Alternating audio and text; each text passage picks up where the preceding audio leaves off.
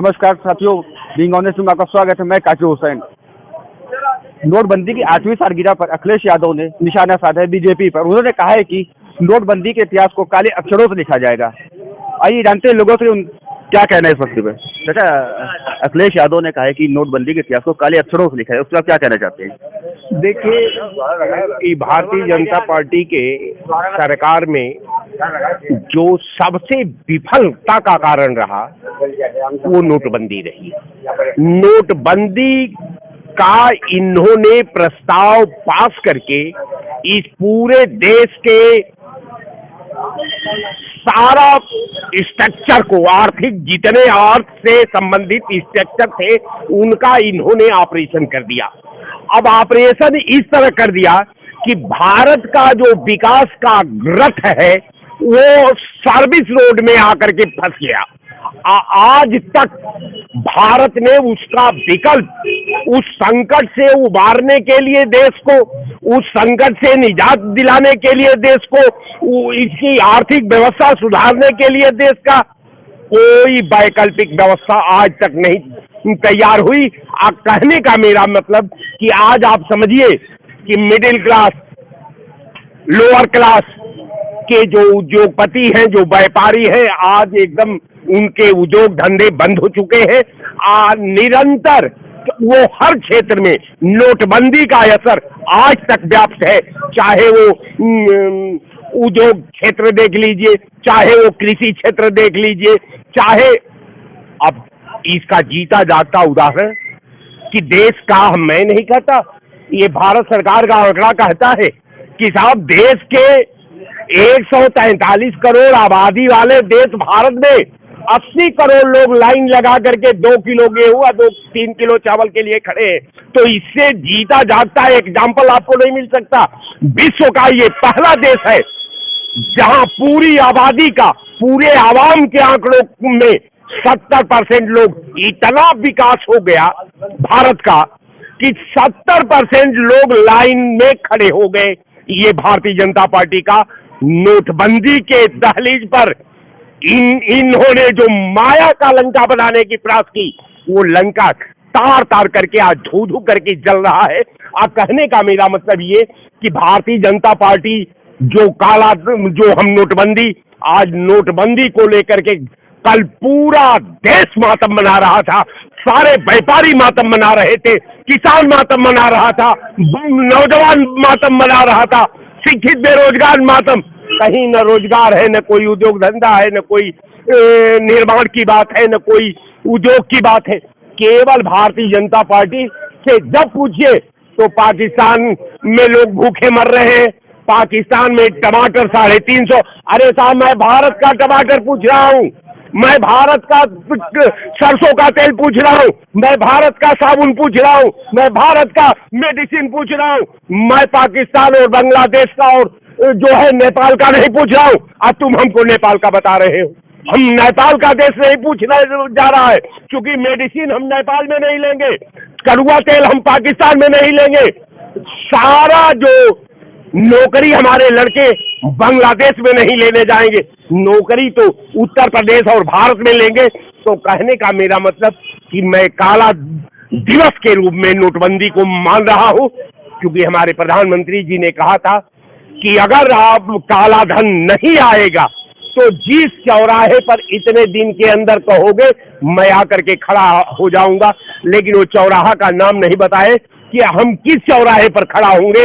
आज देश की जनता जानना चाहती है कि प्रधानमंत्री जी बता दें कि वो चौराहा कौन है जहां आप आने वाले थे, लेकिन आप चौराहा का नाम नहीं बताएंगे। ये भारतीय जनता पार्टी एक अफवाहों की दुनिया है, इसका अलग दुनिया है।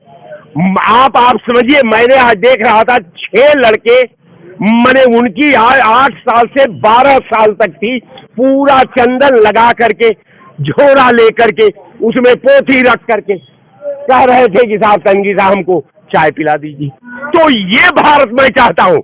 मैं वो भारत नहीं चाहता हूं जहां इंजीनियर हो, जहां डॉक्टर हो, जहां मेट्रो, जहां बुलेट ट्रेन हो। हम वो भारत चाहते हैं जिसके हाथ में कटोरा हो, शिक्षा विहीन भारत हो, उद्योग विहीन भारत हो, एमएसपी विहीन किसान हो। असुरक्षित महिलाएं हो। मैं वो भारत का निर्माण करना चाहता हूं। मैं ज्यादा लिंगर आपका डिबेट को नहीं करता। मैं इसलिए कि आज फिर मैं कह रहा हूं कि जो काला दिवस के रूप में जो इन्होंने माननीय प्रधानमंत्री जी ने जो देश के भविष्य के साथ खेला नोटबंदी करके, वो आज उस आग में आज तक भारत का सारा पैरा जो है धू धू करके जल रहा है।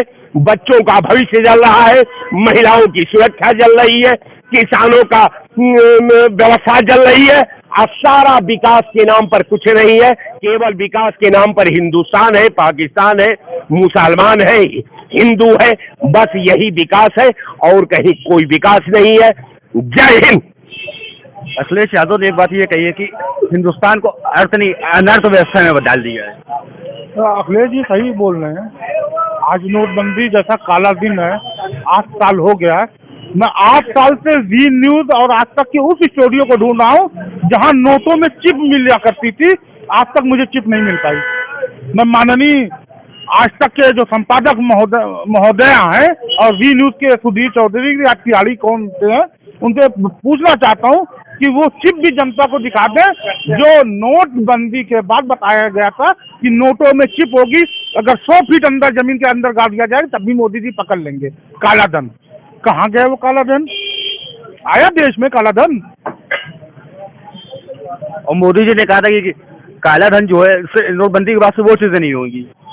मोदी जी कहते बहुत कुछ है, बोले तो आतंकवाद खत्म हो जाएगा। कहाँ खत्म हुआ? अब तो सड़कों पे आतंकवाद आ गया है। सड़कों पे नंगा नाच नाच रहा है आतंकवाद। आतंकवाद की छेड़ी वो नहीं है कि कोई बम बांध दिया उड़ा दिया, वो नहीं है। जो एक दूसरे के खून के प्यासे लोग हो रहे हैं वो भी तो एक आतंकवाद है। वो आतंकवाद को मोदी जी बढ़ावा क्यों दे रहे हैं? वो भी तो आतंकवाद है। इंसान तब भी मरता है, तब भी मरता है। लेकिन यहाँ तो मोदी जी गले में माला भी पहना देते उस आतंकवाद को जो नफरत फैला रहे हैं।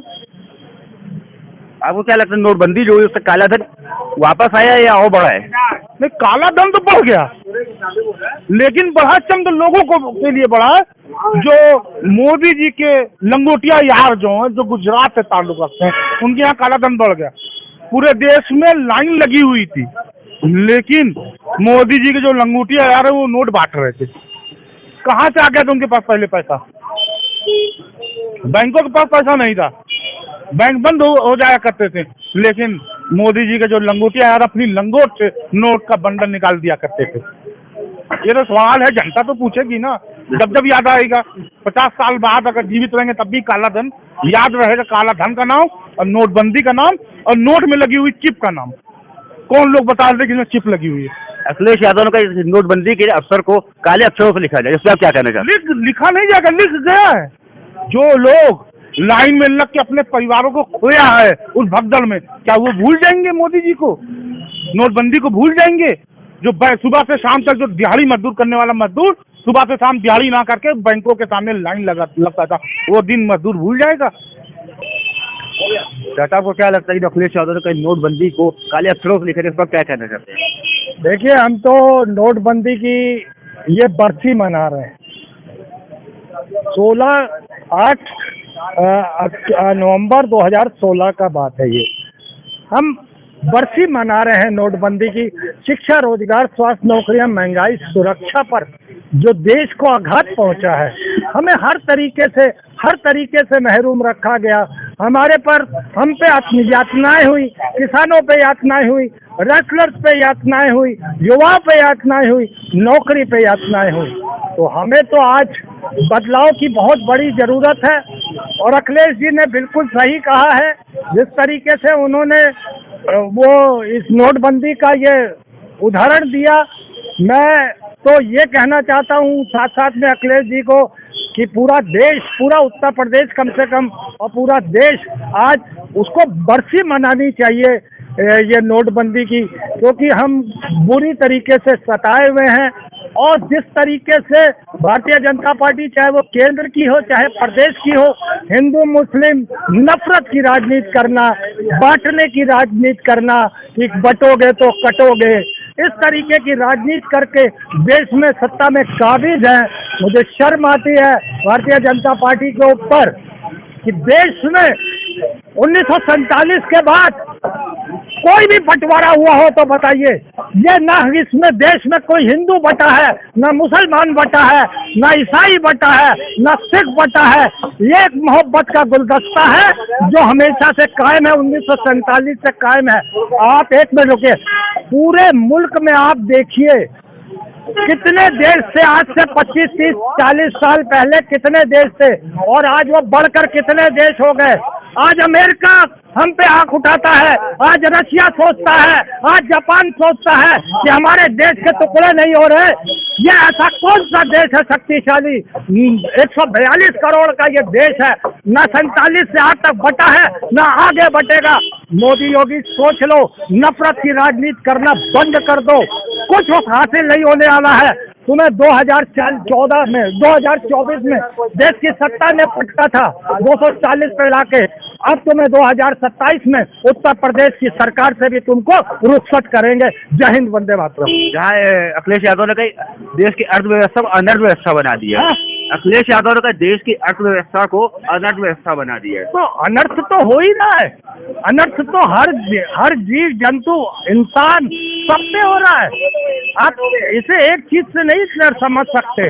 आप जब दंगे होते हैं तो आगजनी होती है, पर्यावरण पे जानवरों पर असर, कई दिन तक हड़तालें रहती हैं, जानवर भूखा प्यासा है, आदमी रोजगार के लिए तड़प रहा है। तो ये तो सब तरीके का अनर्थ है, इसमें कुछ कहने की जरूरत नहीं।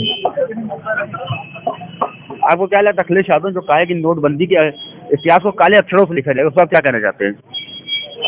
अखिलेश यादव जी ने जो बोला कि नोटबंदी का जो इतिहास उसे काले अक्षरों से लिखा जाएगा, साथ ही बीजेपी का केवल यही नहीं, बीजेपी 2014 से जब से आई है तब से उसका एक एक कार्य इतिहास में काले शब्दों में लिखा जाएगा।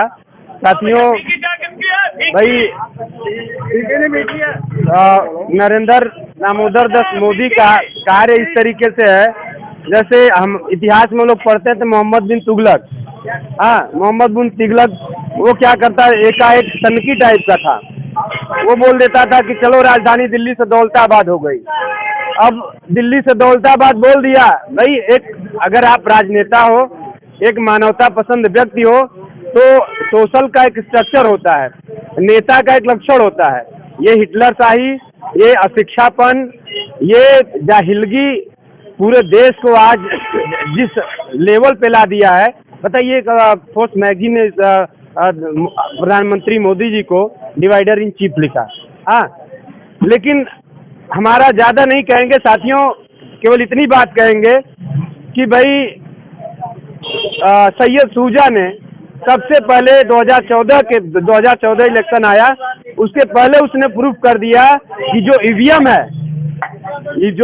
है ये पूरी तरीके से असंवैधानिक है। हमारे देश के लोग बहुत हम इस चीज़ से, हमको सारी पार्टी, चाहे समाजवादी पार्टी हो, चाहे बहुजन समाज पार्टी हो, चाहे राष्ट्रीय लोग, कोई भी पार्टी हो, हम सबके खिलाफ हैं कि भाई आप अगर देश को संवैधानिक लोकतंत्र की दिशा में ले जाना चाहते हैं तो पहले उस पर वार क्यों नहीं करते हैं? भाई लोगों को सड़क पर क्यों नहीं उतारते हैं? ये हमारा सबसे बड़ी चीज़ है। और साथियों, सबसे बड़ी बात है कि देश को इतना समय हो गया आज़ादी हुए, लेकिन लोकतंत्र को आज हमारे लोग समझ नहीं सके। ये दूसरी कमी है कि हमारा PhD कर लिया, MA कर लिया, लेकिन लोकतंत्र के बारे में सही तरीके से नहीं समझता है। क्योंकि जो हमारी संवैधानिक शिक्षा थी, जो जिस तरीके से जो हमारे महापुरुष थे, चाहे बाबा साहेब हों, चाहे पेरियार हों, चाहे ज्योतिबा फूले हों, चाहे फातिमा शेख हों, चाहे भगत सिंह हो, जिन्होंने लोकतांत्रिक तरीके से सही तरीके से काम किया, उन लोगों के इतिहास को, उन लोगों के सही चीज़ों को, उन लोगों के सही कार्य को, उनके कार्य को हम सही तरीके से नहीं समझ पाए। ये हमारी शिक्षा का दोष है। और ज़्यादा नहीं कहेंगे, हम यही कहेंगे कि भाई जैसे ईवीएम पे ये लोग प्रहार नहीं करते, वैसे ये लोग बिकी हुई मीडिया पे प्रहार नहीं करते। जो लोकतंत्र का फोर्थ पिलर कहा जाता है साथियों, लोकतंत्र का फोर्थ पिलर मीडिया को कहा जाता है। मीडिया में इस तरीके से अभी देखिए, डोनाल्ड ट्रंप चुनाव जीते, उसको मीडिया इस तरीके से दिखा रहा है कि जैसे बताइए वो हमारा अहम मुद्दा है। जैसे नरेंद्र दामोदर दास मोदी जीते और पूरे पेज में इतना इतना जगह दे रहे हैं। 2014 में भी मैं उस समय एट दैट टाइम में मुंबई में था कि मुंबई था तो मीडिया को इस पूरे पेजेज में सारे कोई भी न्यूज़पेपर देखिए सब में नरेंद्र मोदी।